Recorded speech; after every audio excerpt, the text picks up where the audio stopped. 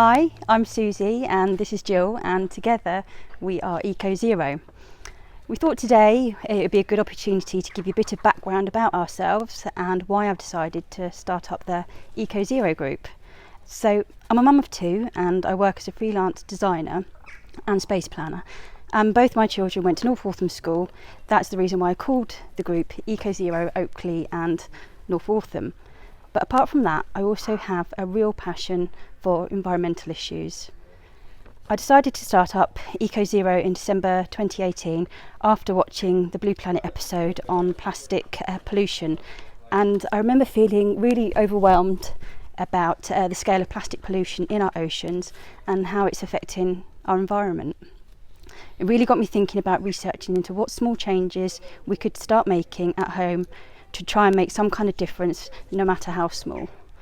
Now, I'm no expert on climate change, but whilst at university, I studied environmental management, and this gave me a really good understanding of sourcing sustainable materials and how certain manufacturing processes can affect the environment.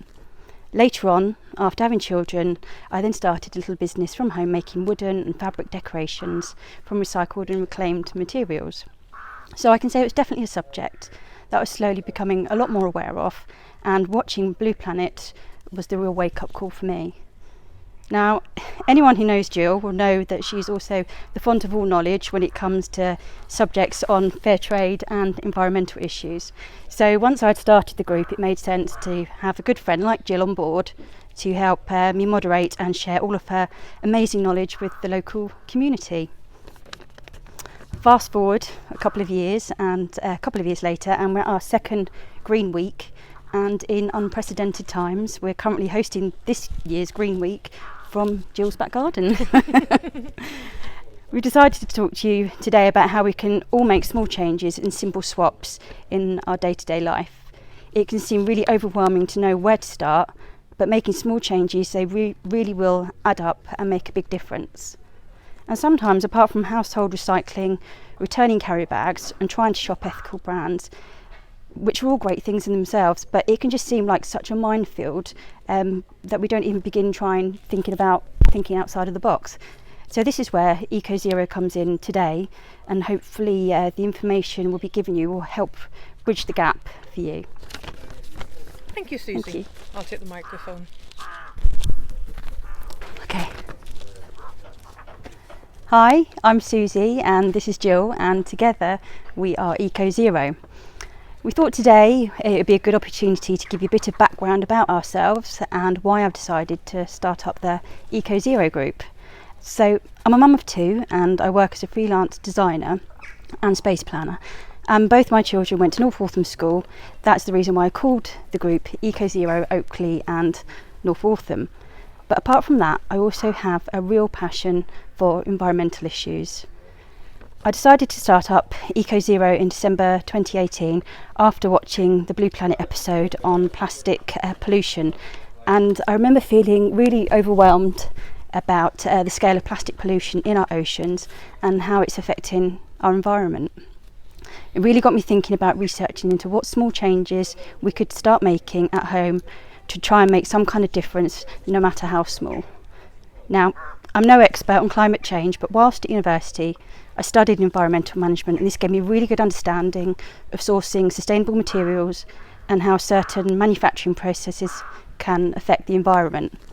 Later on, after having children, I then started a little business from home making wooden and fabric decorations from recycled and reclaimed materials. So I can say it was definitely a subject that I was slowly becoming a lot more aware of, and watching Blue Planet was the real wake-up call for me. Now, anyone who knows Jill will know that she's also the font of all knowledge when it comes to subjects on fair trade and environmental issues. So once I'd started the group, it made sense to have a good friend like Jill on board to help me moderate and share all of her amazing knowledge with the local community. Fast forward a couple of years, and a couple of years later, and we're at our second Green Week, and in unprecedented times we're currently hosting this year's Green Week from Jill's back garden.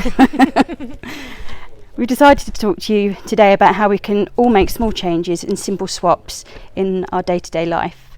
It can seem really overwhelming to know where to start, but making small changes, they really will add up and make a big difference.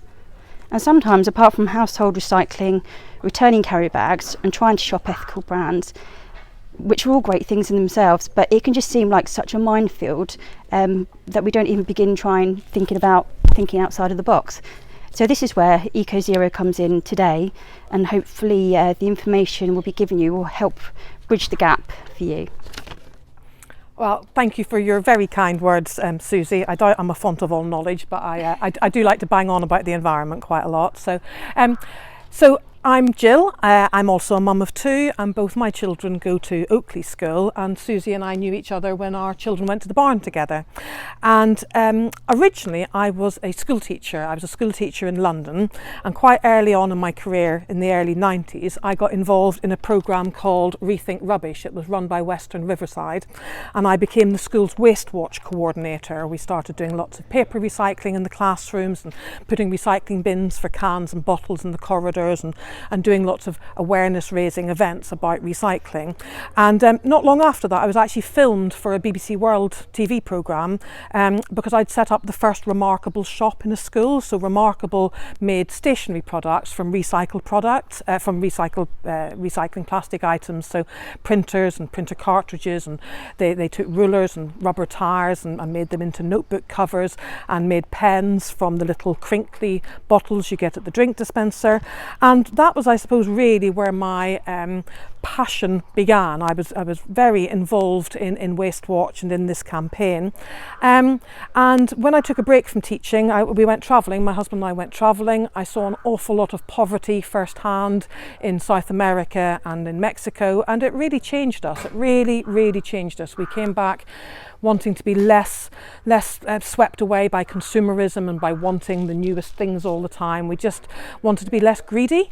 And I decided not to go straight back into teaching, and I went and got a job with a recycling company. So I worked for a company now based in Alton, at the time where they were in Guildford, selling a recycling service, mainly to car garages, servicing centres and body shop outfits, trying to get them to recycle all of the plastics and all of the packaging materials and so on. And I was good at it because I was passionate about it. I couldn't have sold bathrooms or computer parts. I could sell it because it was recycling. So I did that for 6 years. I'm actually now a technical writer and copywriter and proofreader, so my job at the moment is quite varied, but my passion about recycling really carried on, not just recycling, but doing the right thing by the planet and trying to be ethical. And when we first moved here to this area, I actually became a recycling champion for Hampshire.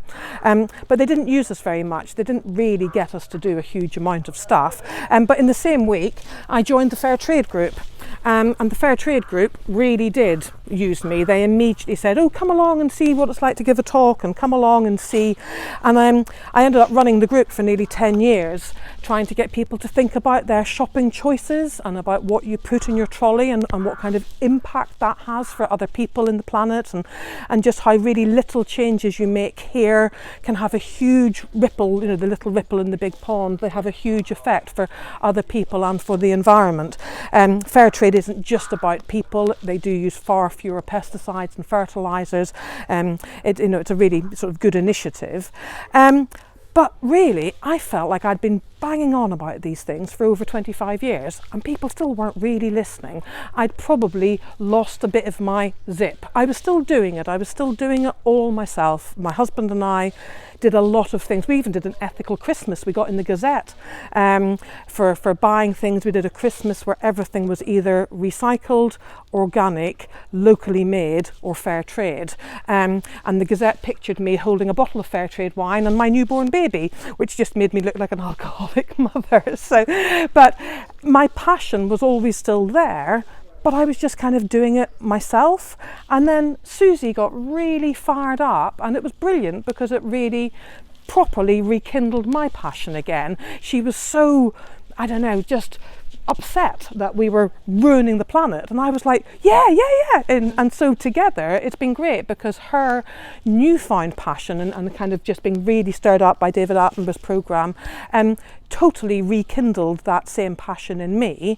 And so when she asked me to help with Eco Zero, I was really pleased to do so. We did a great stall at the Green Week last year and talked to lots of people about the things that you could do. So that's kind of what we'd like to try and do today. So I'm going to be talking about some of the simple bathroom swaps that we can be making, and I think Jill's going to go through some of the kitchen swaps. At home, I've been using some of these wipes, which have been great. A friend of mine made these for us, and they've also come in a little bag, and these replaced all of our cotton buds in our house, pretty much, I'd say, apart from things for taking nail varnish off.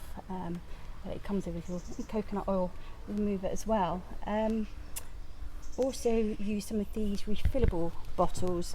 I didn't particularly get on well with the soap bars, but I think you got on quite well with them apparently, so I swapped to these, but we've got they do shampoo, conditioner, body wash, and lots of other bits and pieces, I think, for the kitchen as well. I believe.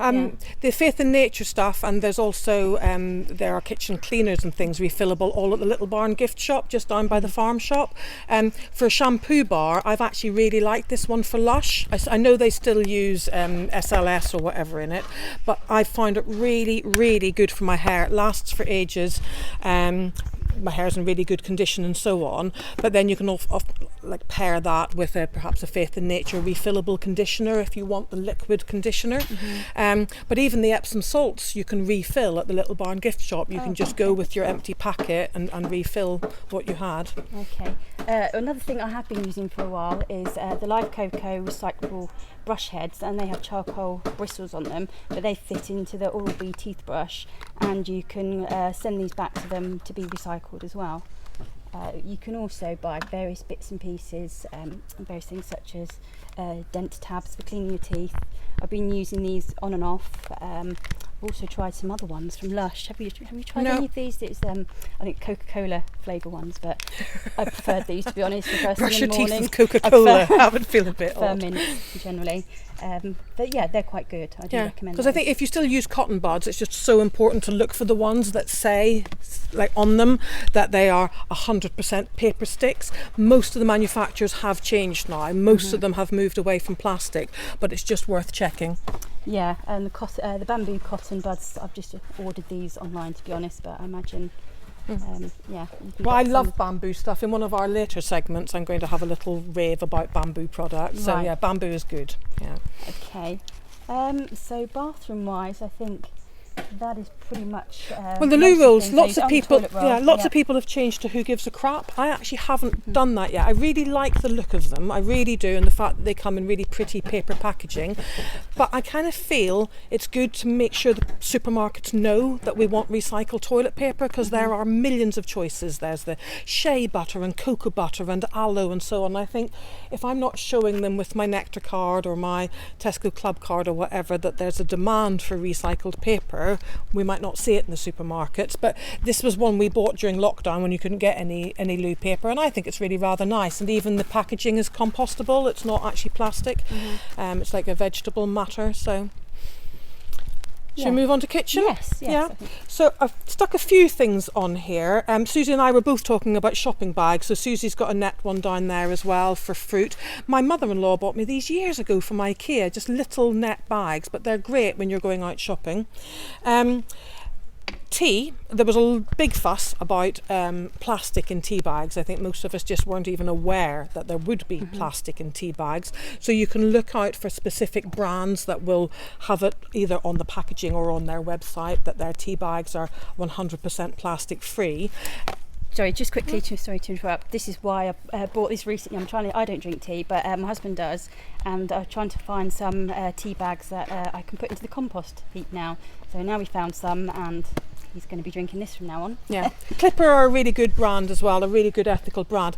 And I brought out my Marks and Spencer's ones because we found it hard to find a really nice fair trade decaf tea, and M&S do a really good one. But if you look on M&S's website, go to Plan A, And it's one of the reasons I like M&S. They are trying really hard to be more ethical. They're trying to be zero waste. They're trying to introduce lots and lots of different recycling initiatives. Lots of things. They're a good company to work for, whether you work here in one of their stores or far away in one of their supply chains. They are a good company. And so I just thought I'd put their tea bags on there as well. A total lifesaver, because I know we've brought a beeswax wrap. I haven't completely swapped it. This is the thing about not feeling that you have to be perfect. If you came into my house, I have Persil, like real Persil, you know. So I haven't swapped to soap nuts or eco balls or whatever. I have 2 very muddy children, and I tried something years ago and it was rubbish, and I've just stuck to a washing powder. So it's not about any of us doing it perfectly. It's about many of us doing it imperfectly. That's a quote I've stolen from somewhere.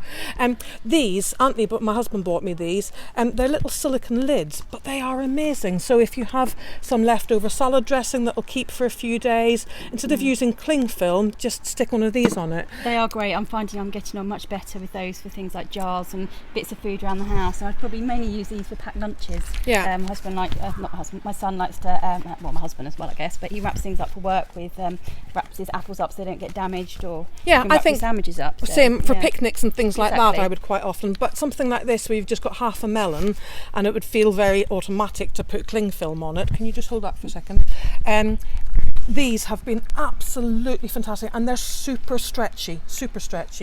But many years ago, I bought these little plastic tubs, and I bought these plastic plates. So it's all plastic, terrible. But for a children's birthday party I was giving, I couldn't bear the thought of throwing away loads and loads of kind of paper or polystyrene plates. So I bought these, 12 years ago, and we used them. I've even lent them out to other people to do their parties. Brilliant. Before we had proper party packs. And the lids are great. I use them as the lid for the microwave, when it says to, cover something that you're microwaving. They are very multi-purpose. And for lunch boxes, I have little, boxes that fit inside boxes or whatever. These ones were from Paper Chase. Again, they are plastic, but they're not single use. They get used and used and used and used. I think my boxes I've kept for years, used for absolutely years. So I think, yeah.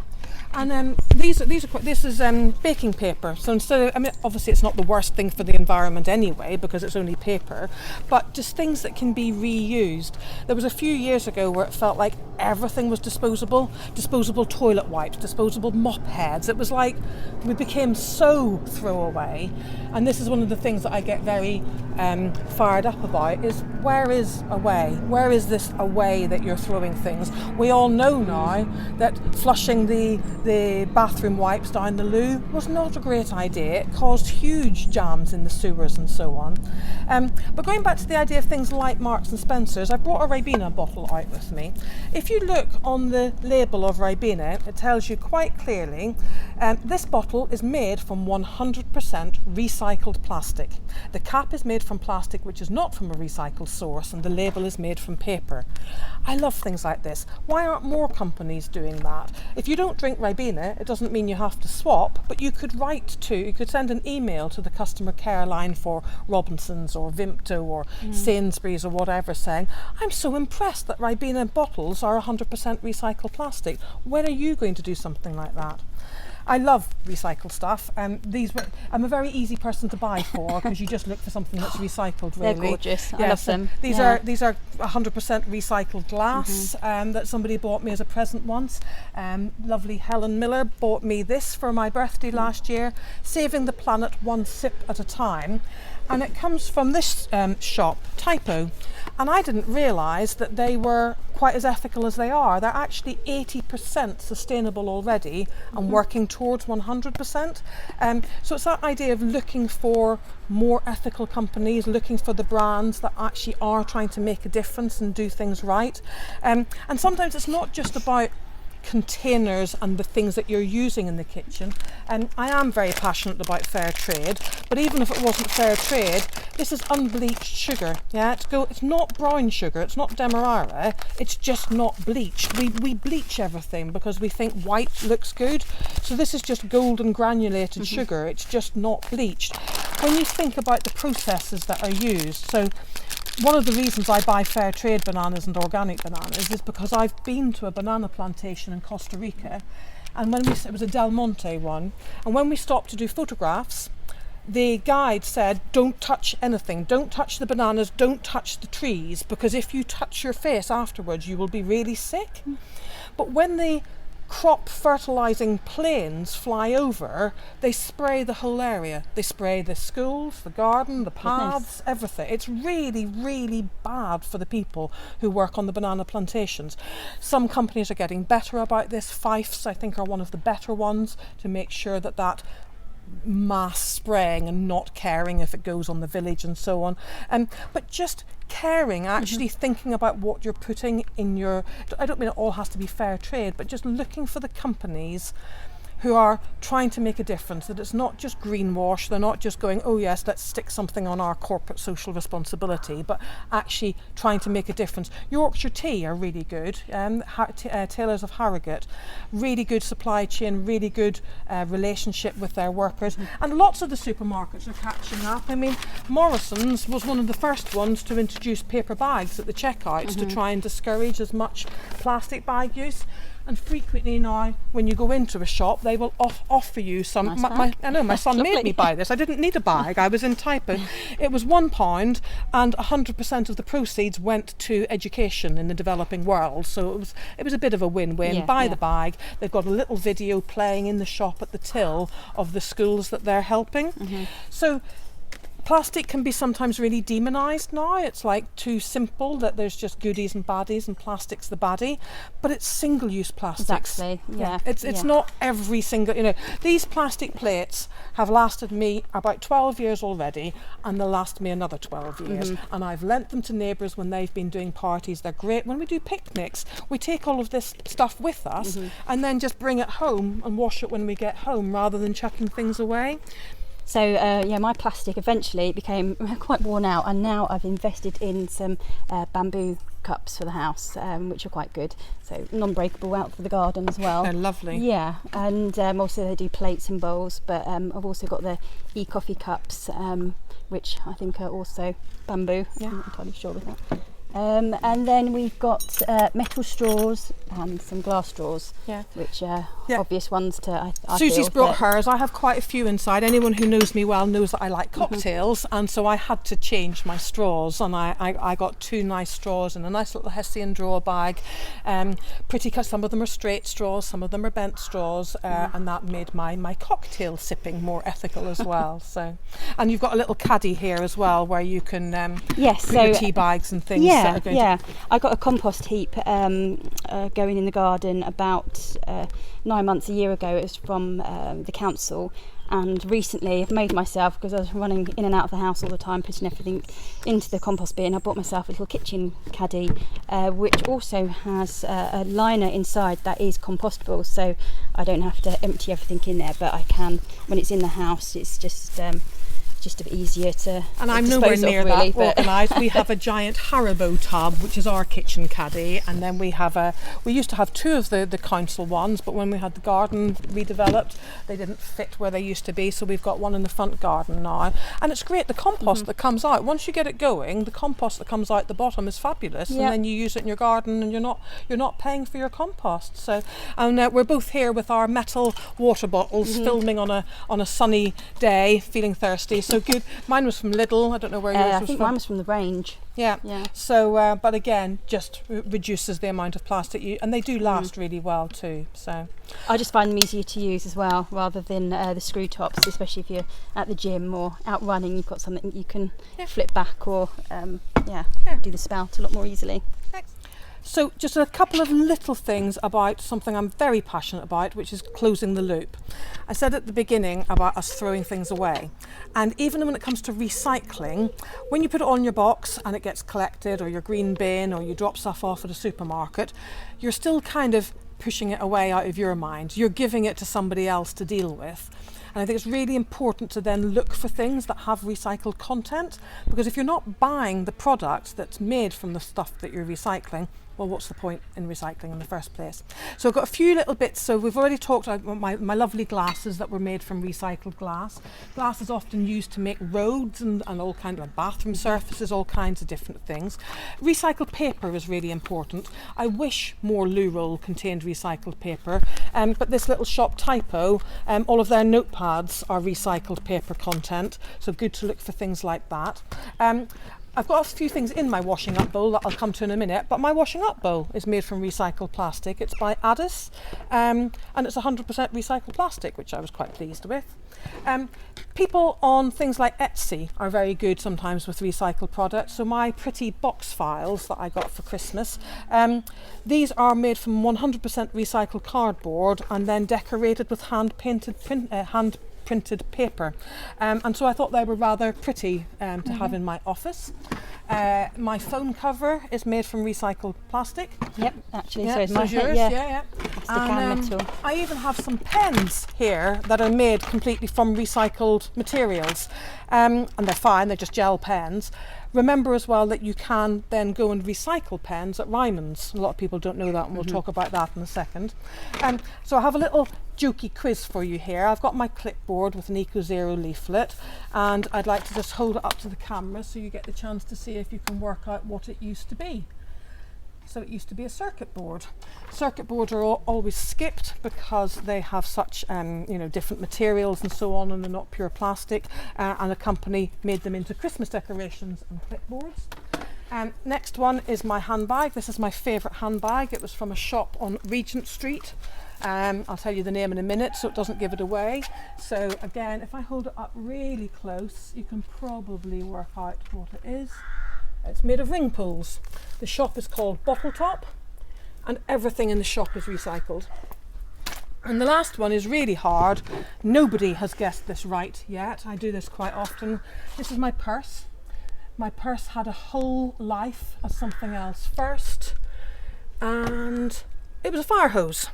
It did 25 years in the London Fire Brigade, and a designer company called Elvis and Cress make them into purses, wallets, belts, laptop covers, all kinds of things, and the profits go to the firefighters charity, so you feel like you've sort of done a good deed.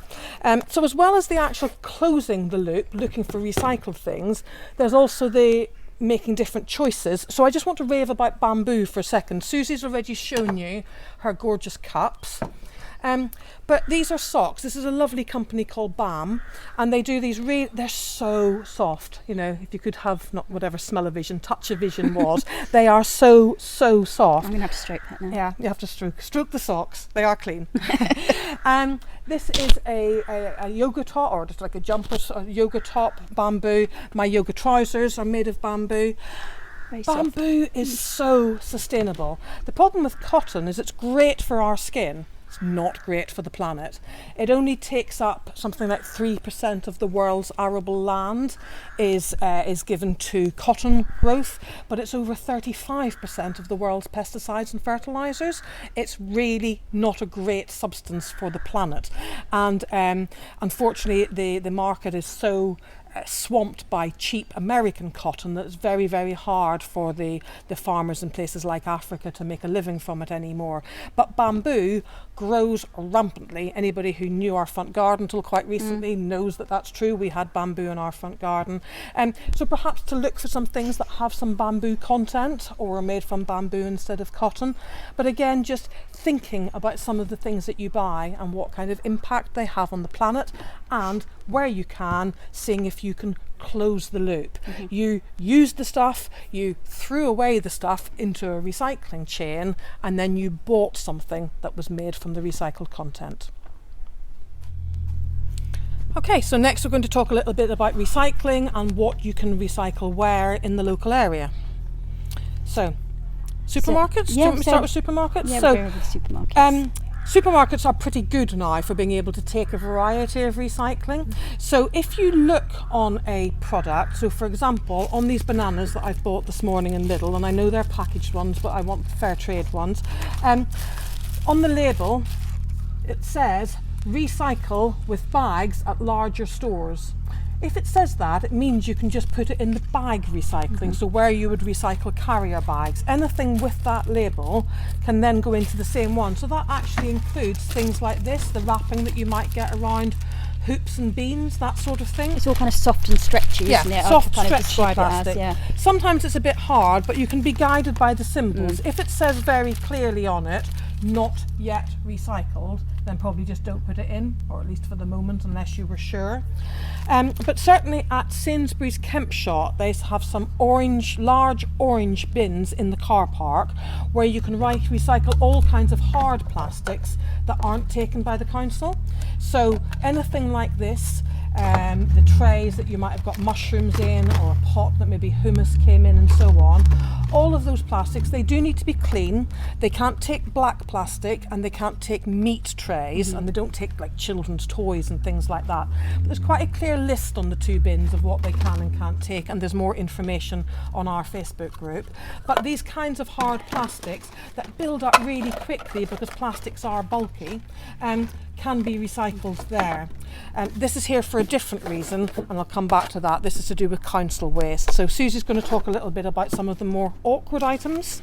Yeah, so some of the more awkward items you're able to send to a company called TerraCycle, and they have various drop-off points around the area.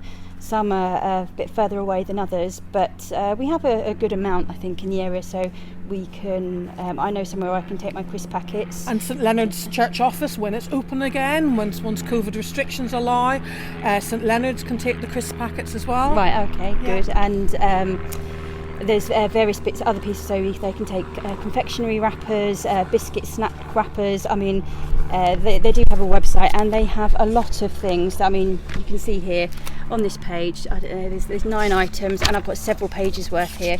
They're introducing new schemes all the time. They have pet food and baby food pouches, and some toothpaste tube stuff and different things. So some of them are not terribly handy. It's sometimes good to link up with a friend and say, or if you know you're going to Reading for the day, sort of think, oh, well, I could drop these things off in Shinfield on the way past, and so on. With the crisp packets, my family, I don't eat a lot of crisps, but the rest of them do. I keep a bigger packet, and then I use that to shove all the small packets in, and it's quite space saving, so you don't end up having crisp packets taking over the entire kitchen. Doesn't include these ones. These ones I save up because, again, there is a TerraCycle scheme for Pringles cans. One of my sons loves Pringles, so they take over a corner of the garage for a while until I find somebody who's perhaps going that way, or we're going that way, and I can take them to a TerraCycle. Occasionally places want them for crafts. Sometimes you'll have a nursery and they want to use them, so having a batch of them and saying, oh, I've got 20 Pringles cans you can have, isn't necessarily such a bad thing. And then foil's a funny one. People think that foil has to be big. They think that when it's a tiny like drink top or a milk bottle top or a yogurty thing, the alu foil containers in the supermarket car parks and at Beach Park and so on all take that kind of foil. They're the ones who compact it and make it into a really big amount of foil. You, just as an individual consumer, I tend to just keep some kind of foil tray, fill it, and then when I'm ready to go, just kind of crush it and take it with me. But I'd actually put this here, and Susie's brought a lid too, which is quite handy. Metal lids can be recycled at Wade Road recycling facility, what we call the tip. So all metal lids, including the top of your Corona bottles, or other beers are available. I just keep them all in one bag under a cupboard in the kitchen, and the next time you have to go to the tip, they can go straight into metals. But these lids, don't put them in your green bins. This would be called contaminating your waste.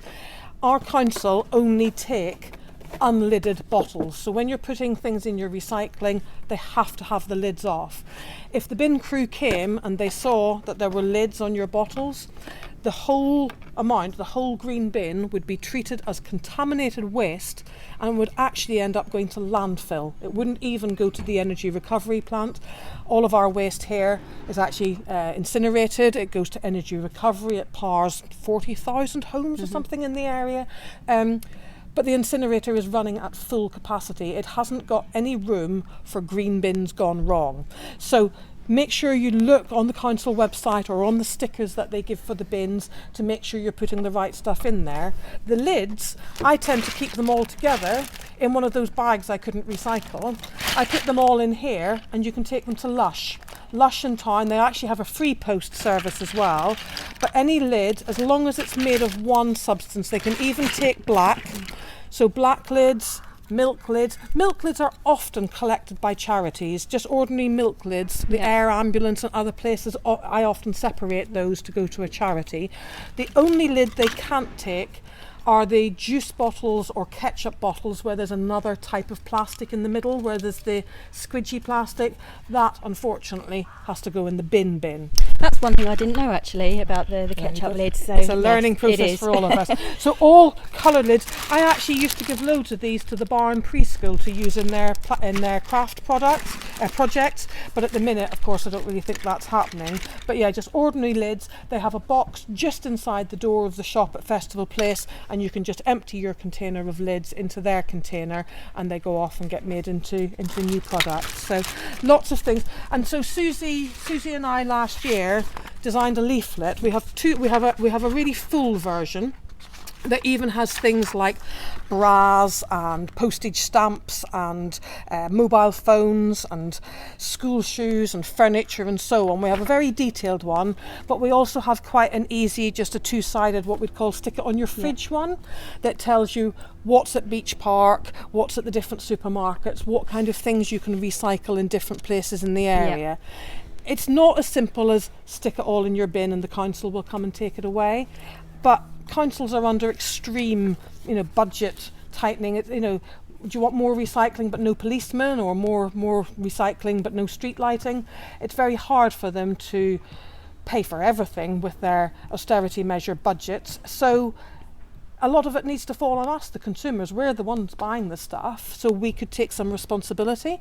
So you can link up, you, me and Carolina quite often link up and say, anybody going to Morrison's or anybody going to Sainsbury's, and we would take recycling for another person. Obviously you have to be quite careful in these current climates, but the Tetra Packs as well, they go to Wade Road. There's a bin at the tip that has Tetra Packs, and they also take like the Slush Puppy or McDonald's milkshake cups, like coffee cups, they take those as well. So Wade Road maybe has more, if we can ever get a slot there again, of course.